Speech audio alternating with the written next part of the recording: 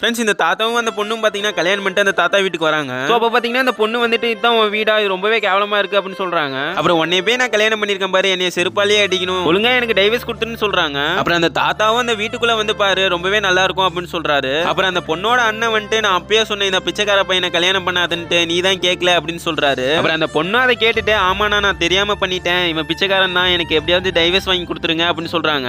இந்த பொண்ணு சொல்றதெல்லாம் கேட்டுட்டு அந்த தாத்தாவும் ரொம்பவே சோகமாயிடுறாரு. அடுத்து என்ன நடந்திருக்குன்னு பாக்குறதுக்கு முன்னாடி இந்த வீடியோ பார்க்குற உங்களுக்கு என்ன ரொம்பவே பிடிக்குமா? இந்த வீடியோவை லைக் பண்ணிட்டு நம்ம ஜஸ்ட் ஹியர் சேனலை சப்ஸ்கிரைப் பண்ணிக்கோ. மேலும் என் மீது நம்பிக்கை இருந்தால் மட்டும் கமெண்ட்ல ரெட் ஹார்ட் போடுங்க. கண்டிப்பா மறுநாள் உங்களுக்கு என்ன நல்லது நடக்கும்.